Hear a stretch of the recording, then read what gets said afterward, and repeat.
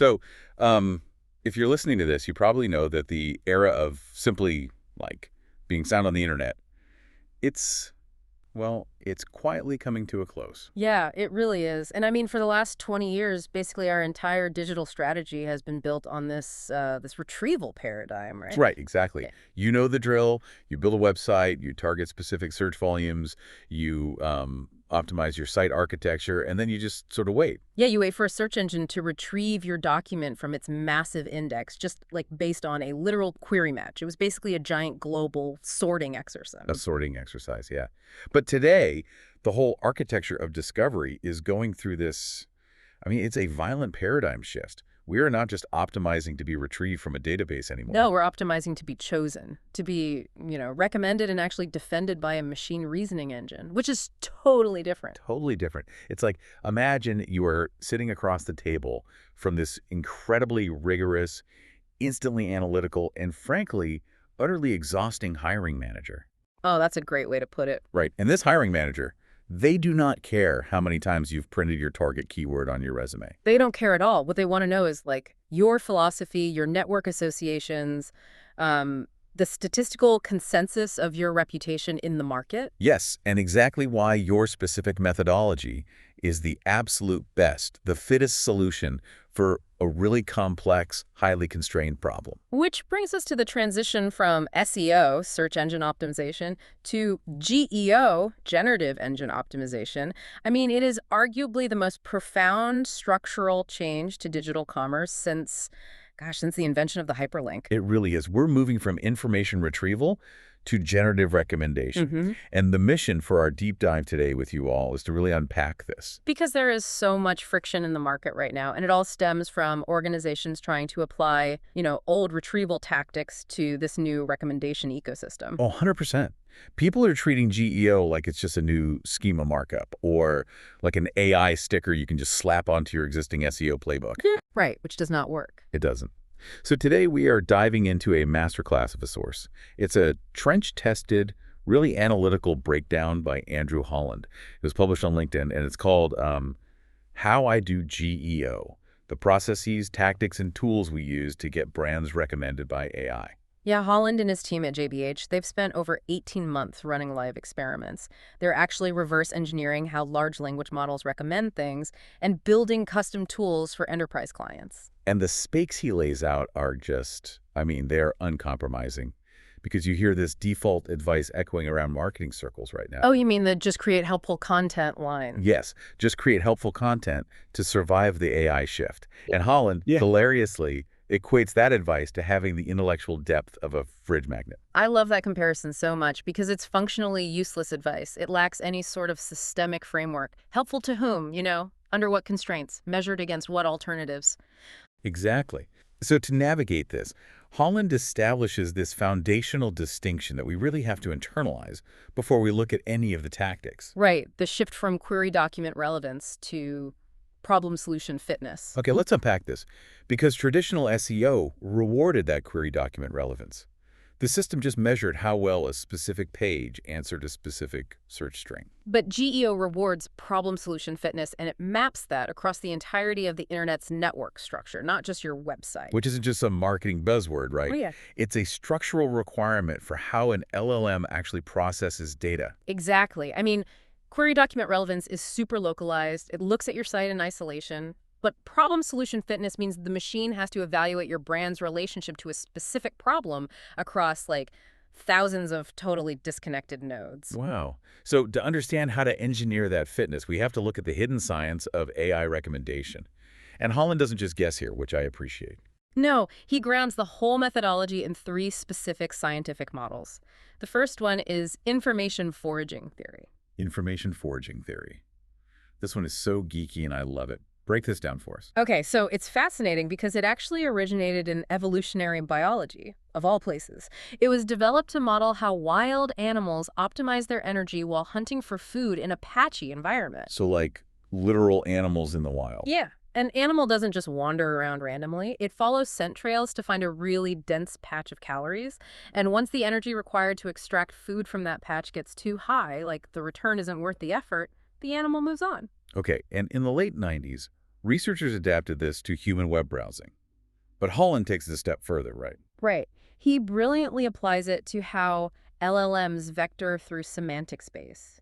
An LLM performing a generative recommendation is essentially a mechanical forager. A mechanical forger. Right. That is such a cool visual. It follows the mathematical scent of data. So, the vector proximity of entities, semantic relationships, contextual co-occurrences. It follows all of that to find a dense patch of highly relevant solutions to whatever prompt the user put in. So the LLM is actively hunting through the latent space of its training data and its live retrieval tools. Exactly.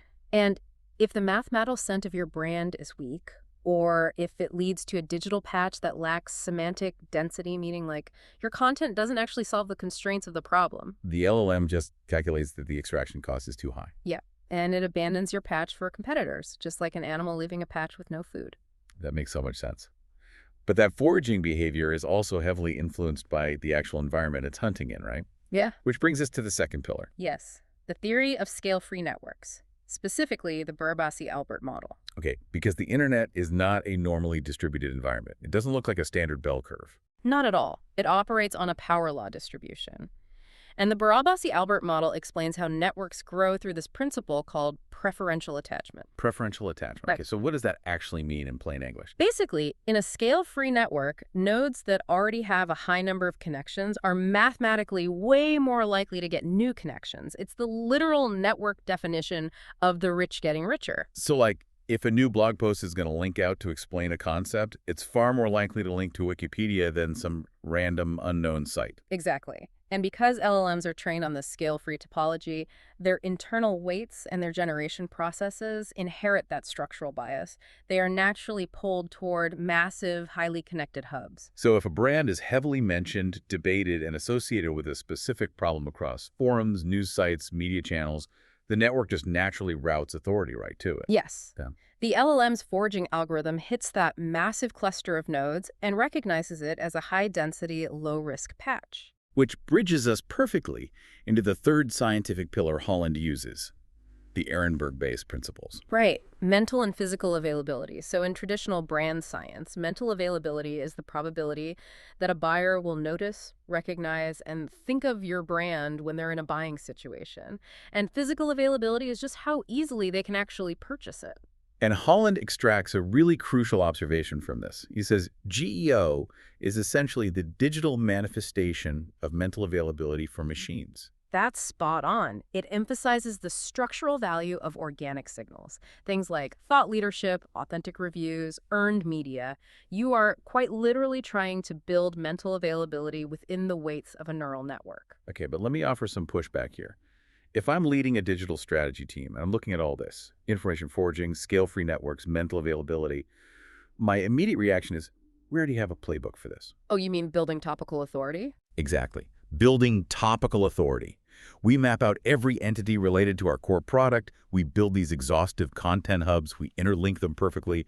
We saturate our domain with every conceivable long-tail keyword. And boom, the search engine sees we are the ultimate authority. How is GEO requiring anything different from a mature topical authority strategy? I'm so glad you brought that up because that assumption is probably the single biggest trap in the landscape right now. Holland addresses it head-on. Topical authority is fundamentally encyclopedic. Encyclopedia. Yeah, it's the act of proving you possess exhaustive information about a category. So say you sell enterprise cybersecurity software. Topical authority means publishing like 80 pages on the history of malware, the definition of a firewall, the mechanics of a DDoS attack. Right, which signals to Google that your domain is a relevant encyclopedia for the query cybersecurity. Exactly. But knowing the history of a firewall doesn't prove that your specific firewall is the best solution for a mid-market financial firm trying to secure a remote workforce under new compliance regulations. Ah, wow. Okay, that is a huge distinction. Right. Topical authority proves category knowledge, but GEO requires problem-solution fitness. An LLM that's tasked with recommending a software vendor is not looking for an encyclopedia, it is looking for an engineered pitch. It needs to know why your methodology is superior, how you uniquely solve the friction points, what specific performance attributes define your product. Yes, creating 50 informational blog posts about the broader industry does absolutely nothing to help an LLM recommend your brand over a competitor when a user puts in a highly constrained buying prompt. That is staggering. So topical authority builds the library, but problem solution fitness wins the interview. Perfectly said. And the environment of that interview is defined entirely by the prompt, isn't it? Holland spends a lot of time dissecting the evolution of the query here. He essentially writes an obituary for the traditional keyword. He really does. Because for decades, our human behavior was totally conditioned by the limitations of the search index. We spoke to machines in this clipped caveman syntax. Right, we stripped away all our actual context. We just typed best marathon shoes because we knew the retrieval system couldn't handle the nuance of our actual life. Exactly. But generative engines invite the user into an entirely different cognitive relationship. You are no longer burdened with translating your complex problem into a stripped-down Boolean search string. You're offloading the cognitive labor of research, comparison, and synthesis right onto the AI. Yeah. Holland gives a brilliant illustration of this shift. Instead of that fragmented keyword, a user in a generative environment might submit a prompt like, let me pull up the quote. Go for it. I'm running my first marathon and need a good pair of black training shoes under 100 pounds. I prefer Nike or Reebok, but I'm open to other brands if they have strong reviews. Just think about the computational density of that request. The user isn't asking for a list of blue links to trawl through. They are commanding the AI to act as a deeply knowledgeable, highly specific personal shopper. And Holland's 18 months of experimental data reveals that LLMs handle these generative requests very differently depending on the constraint load of the prompt. He categorizes these into 3 tiers. Okay, let's break down the 3 tiers. The first tier is the broad prompt. This is like the closest descendant of the old keyword search, right? Right. So user types list the best marathon shoes. And suddenly the machine is hit with massive contextual ambiguity. It doesn't know the runner's gait, their budget, the terrain, their experience level. It just faces broad uncertainty. And based on the network science we just discussed, the scale-free networks and preferential attachment, how do you think an algorithm resolves broad, unconstrained uncertainty? It has to default to F.A.M.E. Exactly. It leans entirely on the heaviest weights in its training data, the most connected hubs. So it will spit out Nike, Adidas, Asics. Brands with massive compounding digital footprints dominate the broad prompt because F.A.M.E. acts as a proxy for safety when constraints are absent. Okay, then we step up the complexity to the second tier, the mildly constrained prompt. So the user adds a filter like, list the best marathon shoes under 100 pounds. Now, F.A.M.E. is still a massive vector here, obviously, but the LLM must now apply a strict computational filter. Pure popularity isn't enough to bypass that price constraint. So it has to evaluate category fit and explicit attribute data. Yes. And this begins to filter out, say, the hyper-premium models of the giant brands, which creates a slight opening in the recommendation layer for other brands. Which brings us to the apex, the third tier. The highly constrained prompt. This is that dense, multivariable paragraph we talked about. First marathon, black shoes, strict budget limit, brand preferences, open to highly reviewed disruptors. This is where the retrieval paradigm completely breaks down and the generative paradigm really shines, because the LLM has to assess complex trade-offs now. Right. It has to cross-reference aesthetic constraints like the colors, like financial constraints, demographic constraints like being a beginner, and sentiment analysis for the strong reviews. Exactly. And for a disruptive or maybe a lesser-known brand, the highly constrained prompt is the ultimate battlefield. If your specific performance attributes, your pricing, and your review sentiment are perfectly encoded in the network, you could actually bypass the F.A.M.E. default and beat a multi-billion-dollar incumbent. You really can. But here's where it gets really interesting. And honestly, this is where the strategic panic sets in for a lot of marketing teams. Because keywords were somewhat finite. You could track them via third-party tools, but highly constrained prompts are virtually infinite. Oh, absolutely infinite. You cannot build a dashboard that tracks every possible permutation of a conversational paragraph. There's no search volume data for a prompt that a user has only typed once in human history. Right. So how do you even optimize for that? Well, Holland is incredibly pragmatic about this. He actually notes that anyone in the industry selling a tool that claims to possess total prompt volume data is engaging in what he calls dashboard theater. Dashboard theater, that's great. It's a complete illusion. It is. You cannot optimize for the infinite phrasing of prompts. But, and this is the fulcrum of his entire methodology, while prompts are infinite, human problem patterns are not. Wow. That is a fundamental psychological truth right there. The syntax changes, the words change, but the underlying anxieties, the budget constraints, the feature requirements, they all cluster around very predictable centers of gravity. Yes. So your objective is not to guess the semantic string a user will type.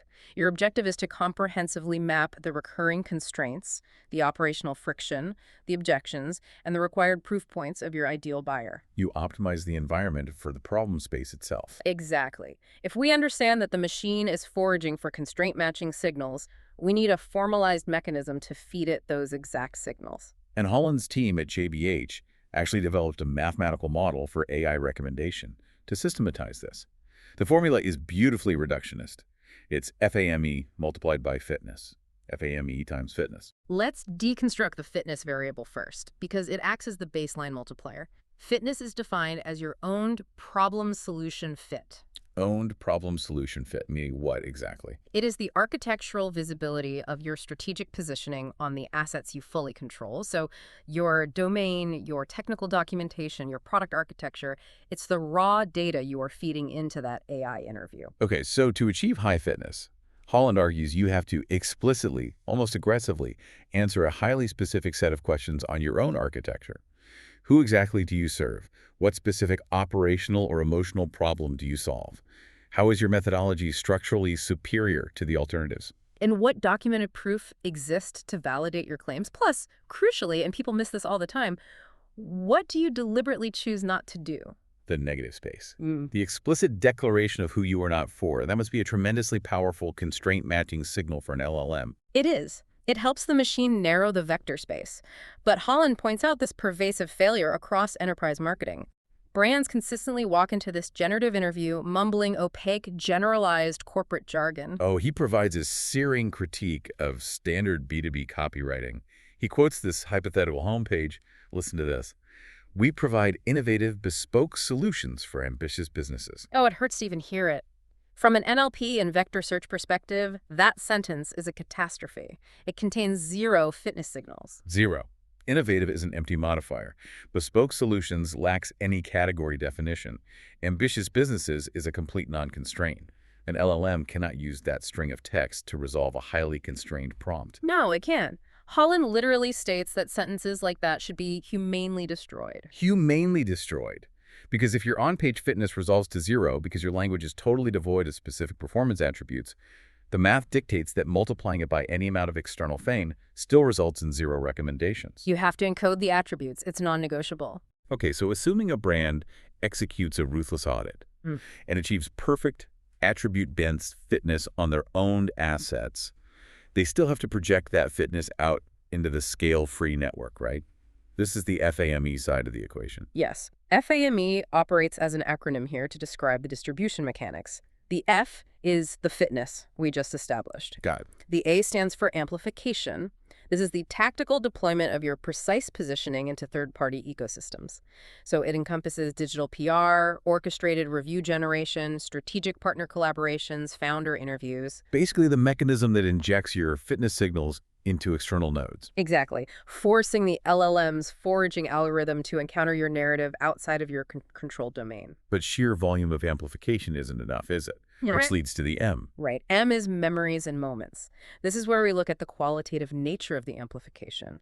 It represents the specific narratives, semantic associations, and sentiments that aggregate around your entity in the machine's training data. Because the context of the mention is arguably more critical than the mention itself. Oh, without a doubt. If you secure a backlink from a massive media publication, traditional SEO metrics treat that as a huge localized victory for domain authority. But if the surrounding text of that article doesn't associate your brand with your target problem space, like if it's just a generic corporate profile, It fails to build the necessary memory in the generative engine. The LLM maps the connection, sure, but it doesn't assign a problem solution weight to it. Exactly. The network must associate the spotlight with the specific capability. And finally, the E stands for echoes. Echoes. This represents the temporal frequency of your signals, right? Yeah. And Holland uses this incredibly evocative analogy here. He describes the internet as a colossal sponge. The sponge analogy is brilliant. It perfectly visualizes the half-life of digital signals. Think of your brand activities, your PR hits, your technical white papers, your product launches. Think of them as water. Okay, water. When you execute a campaign, you pour your water onto the sponge. The network absorbs your narrative. Your proximity to the problem space increases. But the internet is a relentlessly expanding, highly porous environment. So the sponge dries out. Yes, the sponge dries out and the mathematical weights shift. If your marketing operates in isolated quarterly bursts, the moment you stop pouring, your competitors arrive and saturate the sponge with their own signals. And because LLMs heavily weight recency and sustained temporal frequency when they evaluate truth and relevance, an old, isolated signal is rapidly discounted. Exactly. This completely dismantles the concept of the one-off campaign. You can't just run a single PR blitz or a one-time content audit and expect to maintain your recommendation status. F.A.M.E. requires continuous strategic echoes. You're fighting a constant battle against signal decay in the latent space. Okay, so theory is great, but translating this theoretical physics into operational marketing requires some really sophisticated tooling.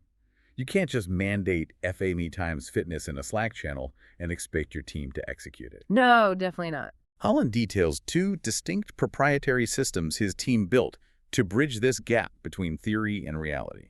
Let's start with the first one, which is called OPTIGEN. Yeah, OPTIGEN addresses the on-page, the fitness variable. And what makes this approach highly pragmatic is Holland's acknowledgement of our current transitional reality. Search is not dead yet. Right, traditional buyer intent queries on Google still drive massive enterprise revenue. Can't just abandon your traditional SEO architecture while chasing GEO. You have to run a dual-engine strategy. OPTIGEN evaluates a page's capacity to satisfy both retrieval algorithms and generative algorithms simultaneously. It ensures the foundational technical SEO elements are pristine, but then it overlays the GEO evaluation. How does it actually quantify problem-solution fitness on a piece of content, though? Like, practically. It acts as an encoding diagnostic. The tool identifies between 80 to 150 optimization points per page, specifically hunting for the presence of performance attributes, constraint resolutions, and trade-off explanations. So it forces the human writer to confront the gaps in their logic. Exactly. It asks, like, does this peer explicitly state what budget tier this product is for? Does it acknowledge the primary alternative and objectively explain the technical difference? I think the most compelling feature of OPTIGEN is how it tests this fitness through what Holland calls pseudo-prompts, because we already established that you cannot know the exact infinite variations of user prompts. Right. So the tool ingests the page content, analyzes the target audience, and dynamically generates a spectrum of representative, broad, mildly constrained, and highly constrained prompts. Oh, that's smart. It simulates an LLM evaluation. Yeah, it tests the page against its own generated prompts to calculate a recommendation probability. It turns abstract network theory into a granular, sentence-level checklist for a copywriter. It creates a localized testing environment for fitness. That is incredibly practical. But to evaluate the F.A.M.E. side of the equation, Holland's team utilizes a completely different mechanism, right? The F.A.M.E. engine. Yes. This is where we move from page-level analysis to macroeconomic network mapping. The F.A.M.E. engine analyzes vast media databases and knowledge graphs to visualize how a brand's entity co-occurs with specific concepts across the wider internet. So it exposes the raw, unvarnished truth of how the machine perceives you, regardless of what your brand guidelines dictate. Exactly. And the media mapping examples Holland provides are so illuminating. Let's examine the data they pulled on Huel, the nutritionally complete food brand. Yes, the Huel example is fascinating. What did they find? When the F.A.M.E. engine mapped Huel's network associations, it found highly dense expected connections to figures like Stephen Bartlett, who is their prominent investor. Right, and that topological cluster feeds the LLM a narrative of, modern entrepreneurship, optimization, and peak performance, which is what they want. But the network mapping also revealed an expanding cluster of associations linking Huel to the concept of meal deals in UK press coverage. Meal deals. Wow. Because Huel expanded their physical availability into supermarkets, they started selling ready-to-drink bottles next to the cheap sandwiches and sodas. Ah. So the business strategy altered the media narrative, which then altered the network topology. Exactly. And from a GEO perspective, this presents a severe strategic divergence. If Huel's long-term objective is to dominate the generative recommendation space for, like, premium nutritional supplements for peak performance, then becoming heavily weighted in the network alongside 3-pound supermarket meal deals introduces a hugely conflicting fitness signal. The LLM's foraging algorithm might actually begin categorizing Huel as a budget convenience option rather than an elite nutritional protocol. The physical expansion created a semantic vulnerability. Yes. Conversely, Holland maps the compounding fame of the boxer Tyson Fury to show how a dominant network structure operates. Tyson Fury. Okay, how does his map look? The Tyson Fury entity map is a masterclass in scale-free network dominance. His node is not isolated at all. It is inextricably linked to massive secondary hubs. His brother Tommy Fury, his father John Fury, the whole influencer ecosystem via Tommy's partner Molly May Hague. Plus the immense cultural weight of a Netflix documentary series and this continuous cycle of highly visible retirements and comebacks. Right, it's this interlocking web of extreme visibility. Whenever one node in that ecosystem activates, whether it's a social media post from Molly May or a press release from Netflix, it opens a massive doorway that funnels algorithmic attention directly back into the core Tyson Fury entity. The density of that patch is just inescapable for an LLM. It is. But analyzing these maps highlights a truly terrifying reality for enterprise marketers. Yeah. The sheer fragility of network consensus. Fragility, in what way? You can spend millions of dollars meticulously crafting a brand identity on your own domain. But if the broader network like subreddits, industry blogs, tier 3 media outlets, if they begin aggressively associating your entity with a divergent concept, The LLM will adopt the network's consensus over your proprietary claims. You are entirely at the mercy of the aggregated narrative unless you actively, aggressively manage it. exactly. Which brings us perfectly to the dispatches from the trenches. Holland moves from these high-level network maps into concrete, anonymized case studies of real brands attempting to wrestle control back from the machine. Yeah, these are the real-world lessons. Let's start with the first study. This involves a U.S. kitchen brand suffering from what he calls a F.A.M.E problem. This case perfectly illustrates the collateral damage of the transition from search to generative AI. This kitchen brand had built a highly lucrative top-of-funnel architecture. For years, users searching broad terms like kitchen design ideas or modern kitchen layouts would land on their inspirational content hubs. Right, they enter the cookie pool and slowly migrate down the funnel. Classic SEO strategy. Classic. But when AI overviews and generative search interfaces launched, those engines began synthesizing and answering those broad, unconstrained queries directly on the results page. The brand's top-of-funnel traffic was instantly obliterated. The discovery bridge was burned. Oh man, that's rough. But when Holland's team ran the diagnostics, they uncovered a fascinating behavioral split, didn't they? They did. For highly constrained prompts, like a user requesting a highly specific cabinet material aligned with a specific architectural style under a tight budget constraint, the brand was actually securing a very high recommendation rate. So they had spectacular fitness. Their technical documentation and product pages must have been heavily encoded with specific performance attributes. They were successfully winning that rigorous job interview we talked about. Yes, but they were failing the popularity contest. For the broad prompts where the LLM resolves uncertainty by defaulting to massive brand fame, they were completely invisible. Now, the reactive instinct for a traditional SEO team in that scenario would be to panic optimize the kitchen ideas landing page, right? Inject more keywords, expand the word count, speed up the load time. Which Holland's framework proves is a completely futile exercise. You cannot solve a network fame deficit with on-page technical tweaks. So what was the prescription? It was not more SEO. It was aggressive, top-of-funnel market education and PR. They had to fundamentally increase their semantic weight in the broader category. They needed to teach the LLMs and the consumer base what to value before the broad prompt was ever initiated. They had to pour massive amounts of new water into the sponge just to qualify for the broad recommendation layer. That perfectly isolates the mechanics of a F.A.M.E deficit. It does. Okay, the second case study is perhaps the most philosophically profound lesson in the entire piece, in my opinion. It deals with a supplement brand facing an explanation problem, and it exposes this really dangerous inherent bias in how neural networks evaluate truth. This is a critical warning for any disruptive company out there. So the supplement brand engaged Holland because they were consistently failing to be recommended by generative engines for specific use case prompts, despite having really high-quality products. And what did the diagnostic reveal? It revealed that the brand's dosage for a core ingredient significantly deviated from the established category consensus. Okay, so every other product in the market clustered around a standardized dosage, let's say 50 milligram, and this brand was operating at a completely different formulation, maybe 150 milligram, based on their own clinical philosophy. Right. Now, human marketing logic embraces differentiation. Being an outlier is often framed as a unique selling proposition. But an LLM does not possess intuition or lateral thinking. It is a statistical prediction engine trained on a massive corpus of historical data. Exactly. When it evaluates medical or nutritional data, it relies on statistical consensus as a proxy for safety and empirical truth. Because the entirety of the medical corpus and competitor data pointed to the lower dosage, the LLM mapped the brand's divergent dosage not as a brilliant innovation, But as a statistical error, a hallucination, a potentially unsafe anomaly.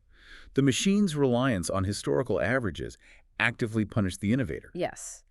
The algorithm essentially flattened the market into a median output and penalized the outlier. If your entire go-to-market strategy is built on disrupting the consensus, this algorithmic bias is an existential threat. So what do you do? I mean, the panicked reaction might be to reformulate the product to appease the machine's mathematical median.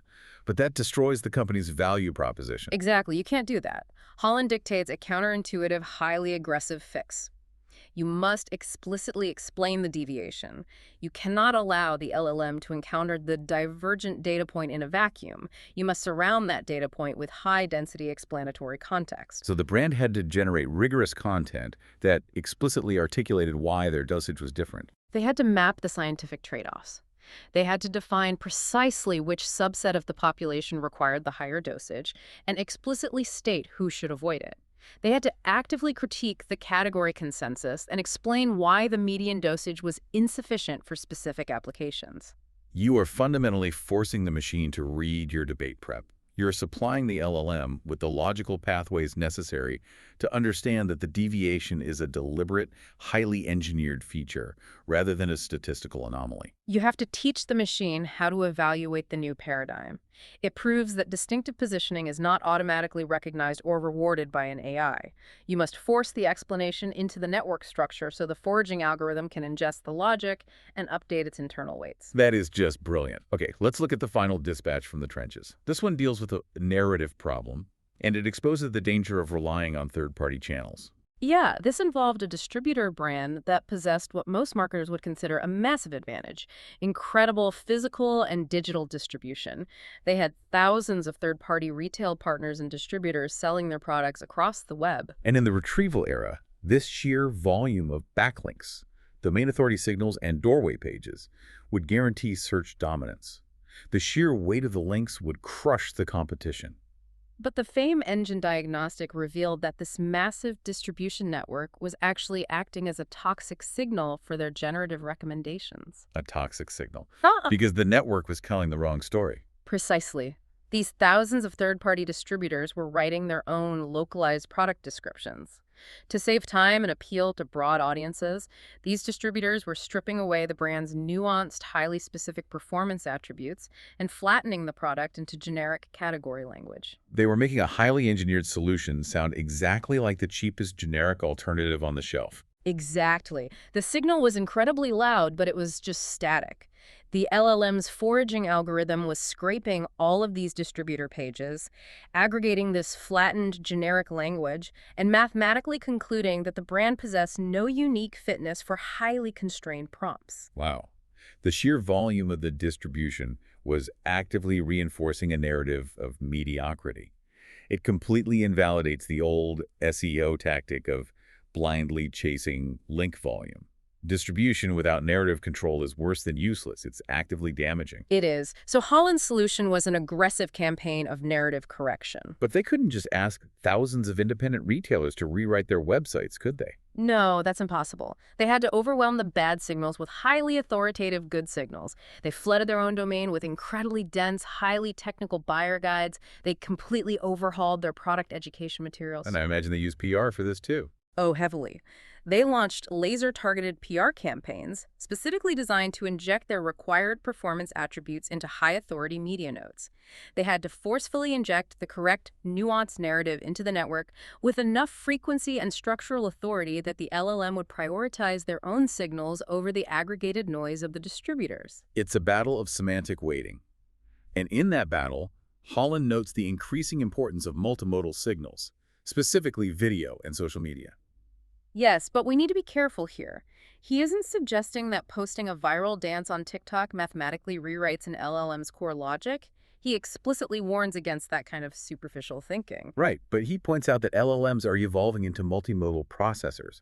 They are actively scraping transcripts, closed captions, and contextual metadata from platforms like YouTube. Exactly. If a brand publishes a deeply technical, highly specific YouTube video demonstrating exactly how their software integrates with a legacy database to solve a complex compliance issue, that transcript becomes a massive, dense patch of fitness signals. That multimodal explanation does infinitely more strategic work to build problem-solution fitness within the latent space than publishing a generic 500-word blog post. Infinitely more. Which brings us to the operational reality. We've explored the evolutionary biology of foraging, the topology of scale-free networks, the mechanics of constrained prompts, and the F.A.M.E formula. If I am an executive listening to this, the ultimate question is, what is the new playbook? What architectures do I build on Monday morning? Let's start with the content engine. Well, Holland issues a mandate that will likely cause some serious friction in many content departments. Stop publishing fluff. Just stop. Stop. If a piece of content does not possess tangible, real-world marketing value, if it does not actively assist in selling the product, explaining a methodology, or defining the brand's constraints, do not publish it. The era of writing informational filler to hit a weekly publishing quota is over. It dilutes your semantic density. Instead, he outlines 4 specific, highly strategic content typologies required for GEO. Let's walk through them. First is fitness content. This is the absolute bedrock. These are hyper-detailed product pages, exhaustive service architectures, and granular comparison matrices where you objectively weigh your solution against the incumbent alternative. You're basically building an impenetrable defense for the algorithmic interview. Okay, second is explanation content. We saw the absolute necessity of this with the supplement brand case study. Right. You must systematically identify every point where your methodology, pricing model, or delivery mechanism deviates from the category norm, and you must publish rigorous content defending that deviation. You are preemptively resolving the machine's perception of anomalies. Third is constraint matching content. This requires directly addressing the modifiers used in highly constrained prompts. Yes, you build architectures that explicitly speak to specific budget tiers, particular industry sizes, highly specific risk tolerances, complex deployment environments. You are giving the foraging algorithm the exact vector coordinates it needs to match a complex query. And fourth is narrative shaping content. This is where you elevate from product defense to category leadership. You actively critique alternative methodologies, educate the market on ignored friction points, and assert strong, logically defended viewpoints. And Holland connects this to a foundational concept from Seth Godin, the distinction between expected and unexpected content. Explain that distinction because I think it's vital. Expected content satisfies a known demand, right? Like how to integrate a CRM or what is SOC2 compliance. Exactly. And the latent space is already infinitely saturated with expected content. You need it to establish a baseline, but it provides absolutely no competitive delta.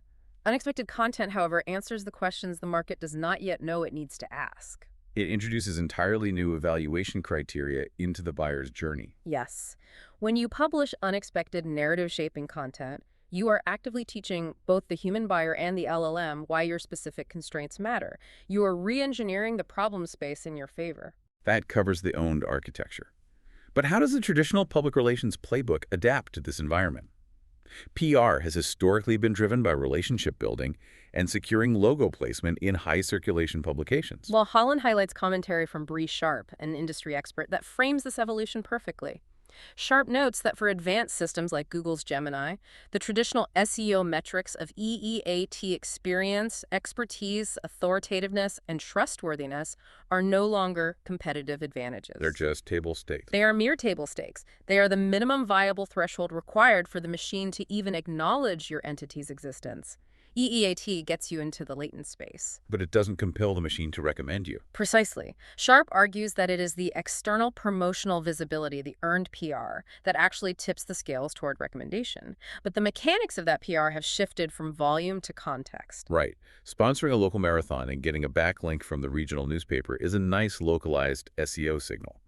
But it does absolutely nothing for GEO if you sell enterprise cloud architecture. Because the network context is completely misaligned, the LLM maps the connection between your Clyde software brand and a 5K fun run, and it calculates a semantic value of 0 for the problem space of scalable server infrastructure.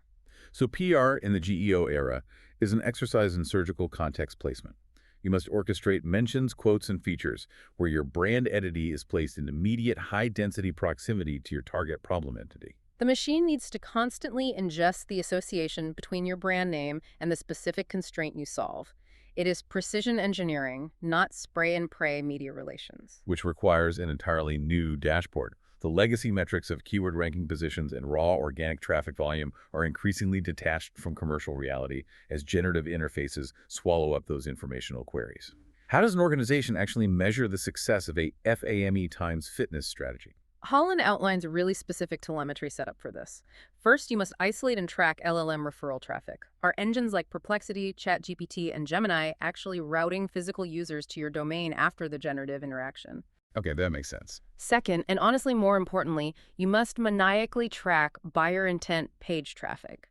As top-of-funnel informational traffic evaporates, the traffic landing on your deep fitness pages, the pricing architectures, the technical comparisons must remain stable or grow. Because if commercial traffic degrades, your GEO strategy is failing. Regardless of how often an LLM cites you, you're measuring the quality of the throughput, not just the volume of the intake. Exactly. Third, you monitor brand search and share of search. If your amplification and narrative shaping strategies are effective, you will see a demonstrable increase in users bypassing the generative prompt entirely and searching directly for your entity name, often appended with category modifiers. Certainly. Finally, you track the contextual density of your earned mentions. Are the media nodes surrounding your brand actually discussing the correct problem space? It is the ultimate measurement of preferential attachment. A mature GEO dashboard does not just spit out a vanity metrics of AI citations. It operates as a seismograph for market preference. It measures whether the network comprising both human cognition and algorithmic weights is naturally and inevitably organizing itself around your solution. If we synthesize this entire methodology, from the biological forging models to the precision of OPTIGEN and the sheer scale of the F.A.M.E. Engine Holland's core thesis, is that GEO is an always-on state of structural integrity. It is the relentless, mathematically aligned coordination of technical architecture, highly constrained content, surgical PR, and aggressive narrative control. You optimize the fitness, you amplify the signals into the network, you map the evolving prompts, the LLM updates its weights, the market shifts, and you immediately iterate the process. You can never stop pouring water into the sponge because the moment you cease, the algorithm will begin forging in your competitor's patch. You either actively, relentlessly train the machine on your specific narrative, or you surrender your brand to the chaotic, often destructive consensus of the network. You must own your constraints. And exploring the absolute necessity of that control leads to a deeply provocative, almost philosophical horizon line for this entire industry. Oh, I'm always here for the existential implications of technology. Where does this arms race end? Well, we've established today that large language models do not really understand reality. They approximate reality based on the structural echoes of narratives across a scale-free network. They evaluate the F.A.M.E. signals and the constraint-matching fitness signals to calculate a recommendation. We are operating in an environment where we can reverse engineer those requirements. Right now, yes, because we are the early adopters. We have the playbook. But project this out 36 months. Imagine a digital ecosystem where GEO is no longer a cutting-edge methodology, but the ubiquitous standard of global commerce. Every enterprise, every mid-market disruptor, and every scrappy startup has fully internalized the JBH playbook. They all deploy localized F.A.M.E engines. They all utilize automated tools to flawlessly encode constraint-matching fitness signals onto their domains. They all execute surgical, highly contextual PR campaigns that perfectly align their brand entities with target problem spaces. They artificially, yet mathematically perfectly, saturate the digital sponge with engineered relevance. The latent space becomes a perfectly optimized, frictionless echo chamber. Every node is flawlessly engineered to appear as the ultimate solution. Exactly the paradox. When the entire network achieves perfect problem solution fitness, when every brand successfully reverse engineers the algorithmic interview, how does the next generation of artificial intelligence evolve to differentiate between genuine organic market superiority and masterfully orchestrated generative manipulation? As well. When the simulation of fitness becomes mathematically indistinguishable from actual fitness, what new, unseen dimension of data will the machine be forced to evaluate to make a choice? It is the ultimate technological arms race. By systematically mapping and exploiting the machine's current logic, we are accelerating the timeline toward an environment where the machine must develop an entirely alien logic just to function. We are forcing the algorithm to evolve to survive our optimization. Exactly. If you are sitting there right now, mentally auditing your entire digital infrastructure and realizing how profoundly exposed your brand is to the generative shift, that is the correct response. The architecture of discovery has fundamentally changed. The internet is no longer a passive index waiting to retrieve your document. It is a relentless, ever-evaluating intelligence actively interviewing you for a position you didn't even know you applied for. Make absolutely sure you are providing the answers it actually needs to hear. Thank you for joining us on this deep dive into the mechanics of generative recommendation. Keep questioning the architectures around you, and we will see you next time.